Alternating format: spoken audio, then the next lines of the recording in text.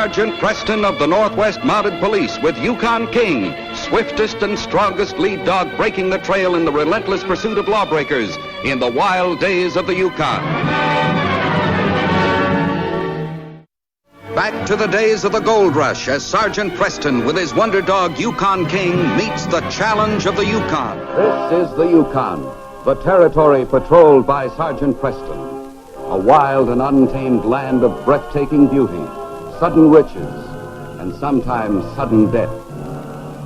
Moccasin Bend, a small village a few miles north of Whitehorse, gateway to the Yukon. No place in those days of violence and greed was safe from the spoilers who settled among the honest, hard-working miners.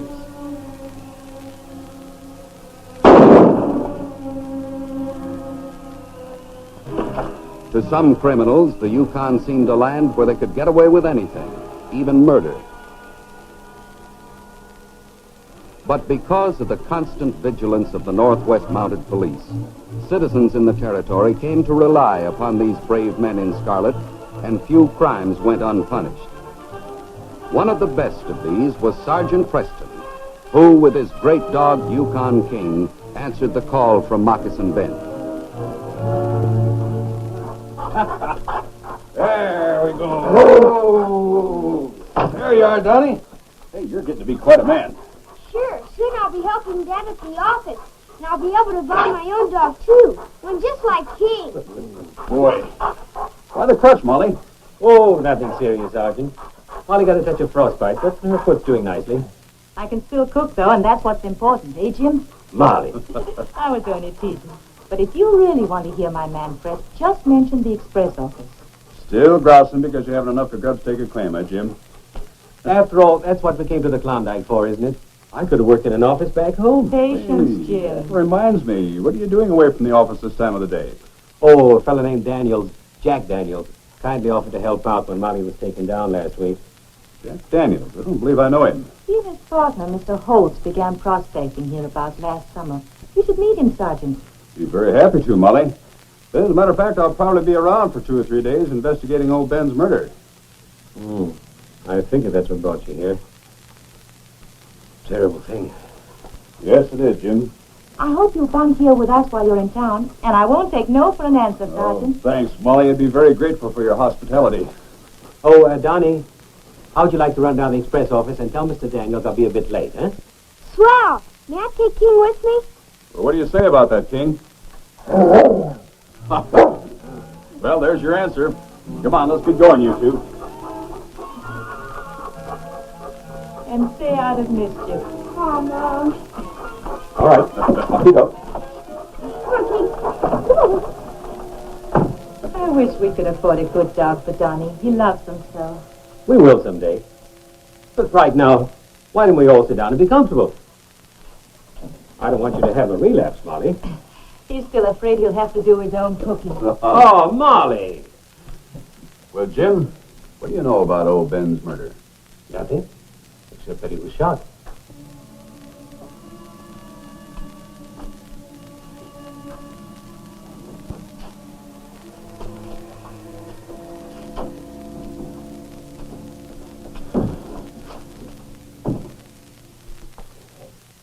There you are, Daniels.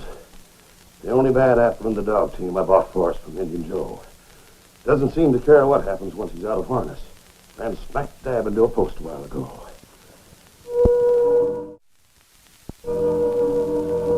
I should have known better than to let you buy a team for us. If this is what I think it is, I'll either have your hide or Indian Joe's or both.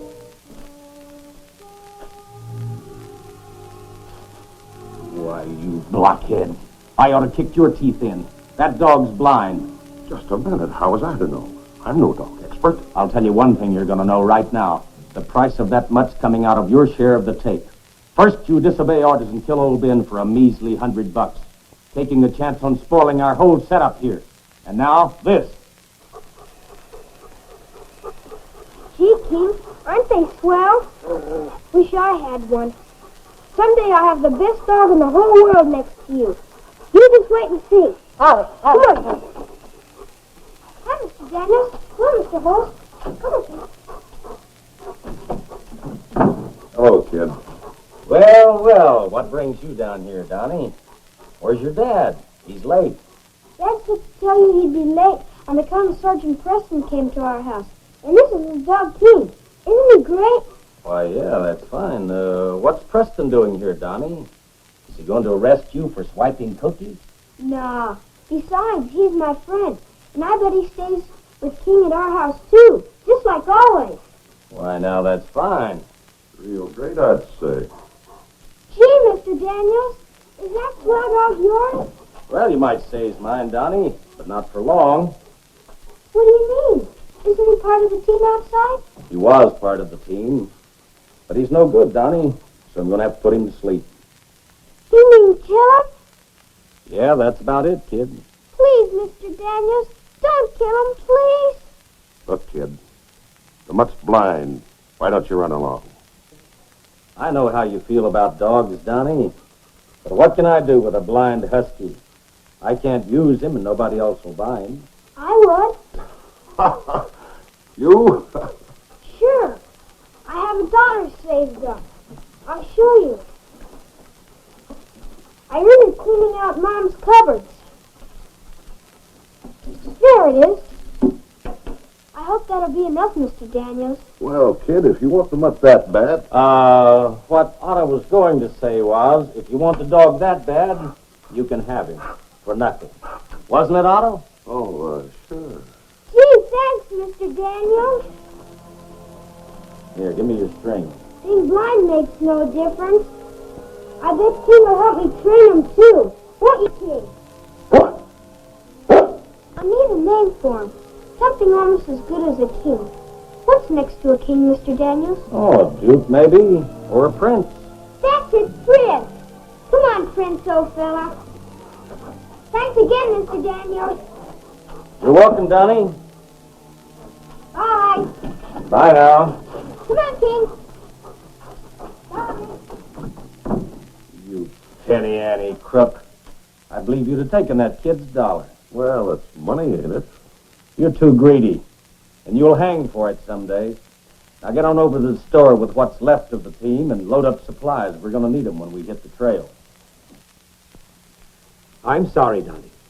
You had no business accepting this poor animal for Mr. Daniels without asking your mother and me first. But Prince isn't a poor animal, Dad. He's a good dog. Being blind makes no difference. He's smart. King and I have taught him a lot already. Haven't we, King? Look, son, a handicapped dog is no better than a lame horse, except on a team. Jim, aren't we being a bit too hard on Donnie? We always agreed he should have a dog for companionship. Donnie's got no one his own age he can play with. It's not good for him to grow up that way. It's not fair. Now, look, Molly, no one can accuse me of being unfair, especially to my own son. Then you let me keep Prince?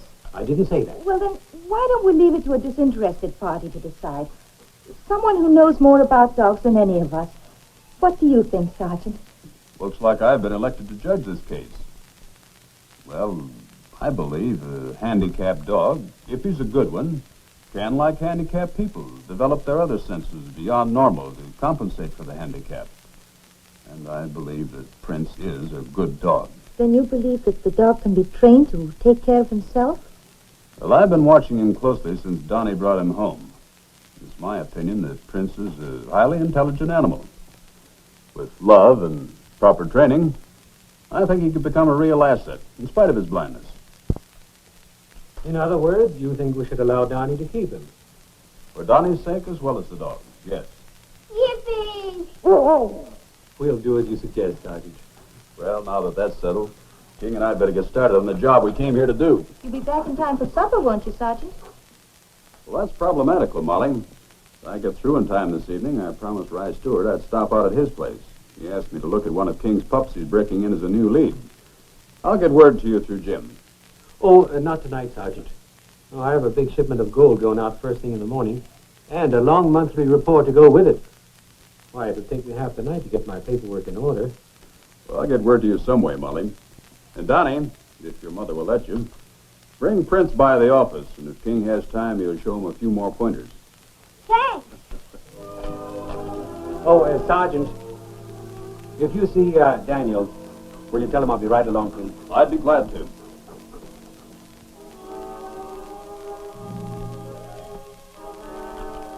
Pardon me just a minute. I'll be right back. Why, you thieving redskin, I ought to... Oh! Take that knife. All right, on your feet. Now, suppose you tell me who you are and what this is all about. I'm Jack Daniels, Sergeant. I've been helping out at the express office here. This Indian cheated my partner, sold him a blind dog. I guess I just saw red when I saw him passing by bold as brass just now. I'm sorry I lost my temper. Holt should have known better than to trust an Indian in the first place. I don't like talk like that, Daniels. There have been more Indians cheated in the Yukon than white men. What's your story, Joe? White man wrong. Me tell his partner no find best team his price. Him say take any team cheap price. So I take. Seems your partner got just what he paid for, Daniels.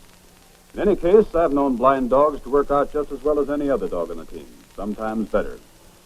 You two shake hands and forget all about this now. Come on. All right. There'll be no more fighting. Understand? Here's your knife, Joe. Be on your way. The rest of you, break it up.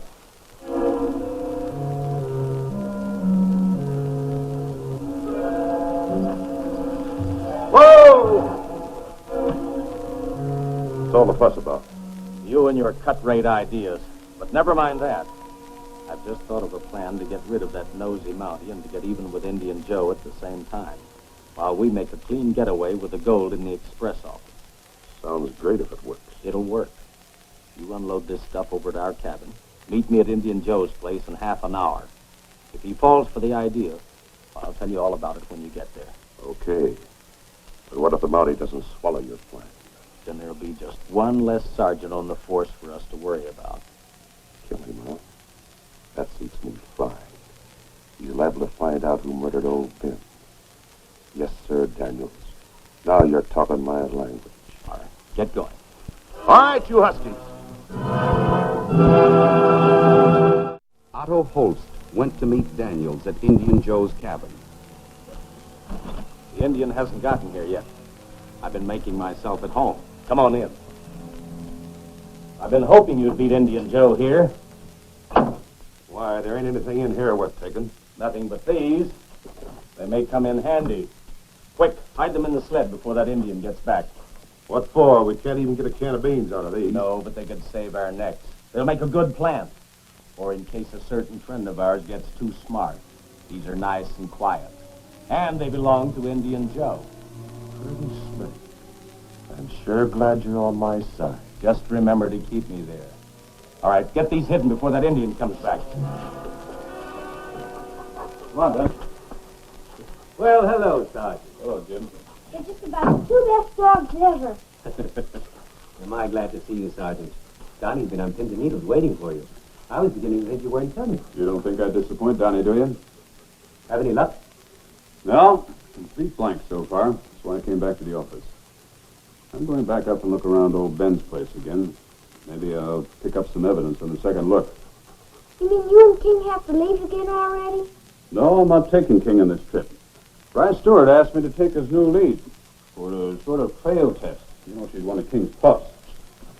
Which reminds me, Donnie, how would you like it if I left King here with you and Prince? Golly Moses, you really will? Sure, why not? After all, King's the best teacher for Prince. How long do you expect to be gone, Sergeant? I don't know, Jim. Be a few hours. If I'm not back by the time you're ready to leave, Donnie, take King home with you. And tell your mother that I won't be home for supper. Sure. Thanks a lot, Sergeant Preston. You're more than welcome, young man. So long, Sergeant. Why don't you stay there, King? You're not going with me this time. Bye. Bye. Preston's trip to old Ben's cabin took him over a trail within hailing distance of Indian Joe's place. But he had no way of knowing that the murderer he looked for in vain was at that very moment close at hand. Oh! What's the big idea of stopping here? Shut up. Listen. Preston's still snooping around. Give me that bow and arrow you hit quick. What you gonna do? I'm going to have a little target practice. And Preston's the target. We got to get rid of him before he suspects us.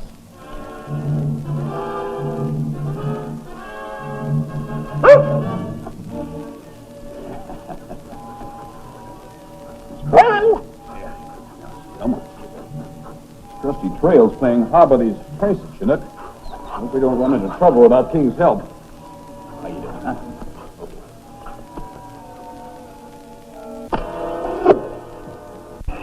Let's get out of here.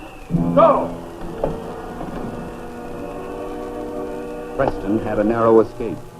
He would have followed the archer, but feared without King's aid he might be ambushed. So he decided to drive on to Ben's cabin for any further clues, then try to locate the arrow's owner later.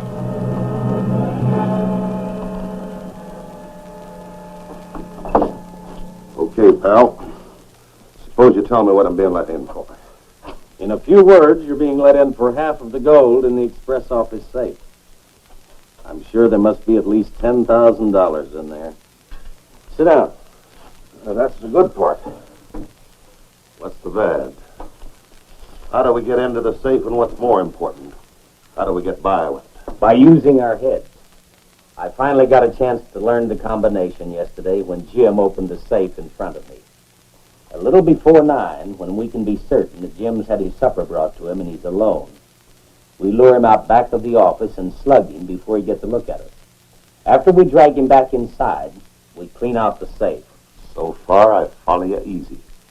But where does the Indian come in? The Indian thinks he's taking a load of skins for us to Yukon crossing. You heard me tell him. So he takes off with the sled north from the office. Everybody will think Joe did the job and is trying to escape. The Indian knows I've been helping out at the express office, so he suspects nothing of my being there tonight. Okay, so far. But what if you didn't kill Preston? So what if I didn't? He'll probably find out the arrow's Indian Joe's. That'll make him light out after the Indian faster than ever. And what happens to you and me? Tomorrow night, we split the take and head for the border. Each $5,000 richer. By the time Indian Joe is caught and questioned, we'll be across the border with the gold. I've got to hand it to you, Jack. You ain't missed the bet. That's where you're wrong, Otto. What do you mean? Nobody's betting. This is a sure thing.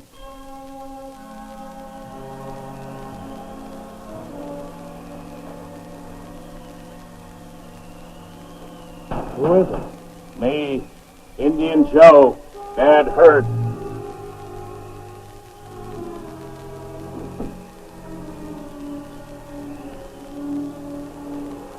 Joe? Where are you? Quick, let's get him inside before the Indian gets here. What the thieves didn't know was that Molly had delayed sending out Jim's supper, hoping Preston would return first. Monkey, The skins are already loaded, Joe. You remember your instructions? Indian Joe no forget. Me take skins to Yukon Crossing from Manor Hotel, named Smith. Much hurry, no stop. Oh, you pay now? Here you are. And don't forget what else I told you. Smith's in a rush for the skins. You make fast trip on the trail, he'll pay you more gold. That's good. Then get going. And watch out for robbers. Don't stop for anything. Me go fast. No catch, Indian Joe. Come on, Otto. Let's make it snappy while the coast is clear.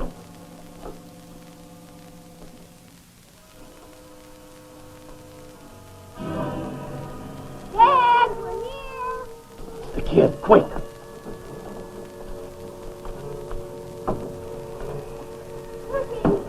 Monkey, come on. Dad, where are you?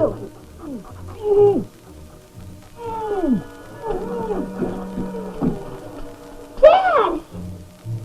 What happened? Indian Joe robbed me. Quick, go get Sergeant Preston. Find Sergeant Preston, Keith. He's probably at Rice Stewart's place. You were there yesterday. Rice Stewart. Understand? Go find... I'll find Sergeant Preston. You want out, fella? Come back, Fritz. Come back. Never mind that dog now. Get me loose. Prince hated Daniels because of the abuse he had received from him when they first met. He had recognized his scent immediately in the express office and followed him to the cabin. What the blazes do you think you're doing? We're divvying up, ain't we? Not now, you fool. Not till tomorrow night when we're sure everything's okay. I'd feel better if we split the take now, Daniels. What's the matter? Don't you trust me, Holst? I wouldn't trust my own mother with that kind of gold. I say now, Daniels.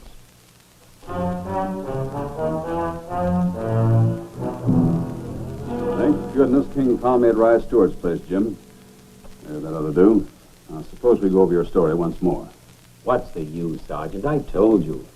Indian Joe lured me outside there, knocked me out, unlocked that safe, took the gold, and made his getaway in that sled he sold Jack Daniels. I can believe my own eyes and ears, can't I? Perhaps. People have been fooled by their own eyes and ears before. You're just assuming that Indian Joe unlocked that safe. You were unconscious. There's one peculiar fact, though. What's that? There were two sets of heavy footprints leading in the opposite direction taken by the sled. Then there's the matter of prints. What about the dog? He ran away, that's all. Donnie, suppose you tell me once more. What was your dog doing just before he ran off? Well, he came over and sniffed around Dad, then asked me to let him out the back door. I opened the door and he ran out like lightning. Prince has an extraordinary sense of smell because of his handicap. Jim, I don't think the dog ran off. His tracks are following the footprints. I think he's trailing the criminal because it's someone he recognized. Well, what are you going to do? Well, King and I'll track down the dog and the footprints before heading off with the sled. And I'll wire the next town to have them stop Indian Joe. He passes through there. Meanwhile, I think you and Donnie should go on home. Come on. Come on, Jim.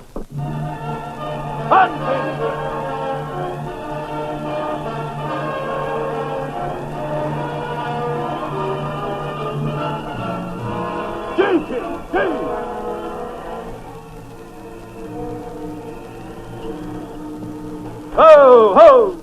Something's at the door. See what it is. Come on. Keep him busy. Offer to give up. Anything. I'll get rid of him. I want to talk to you, Holt. You and Daniels come out with your hands up. I'm alone, Sergeant. I don't know what this is all about, but come in anyway.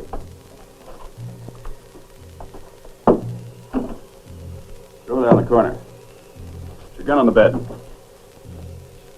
Now, where's your partner? Right here. Down!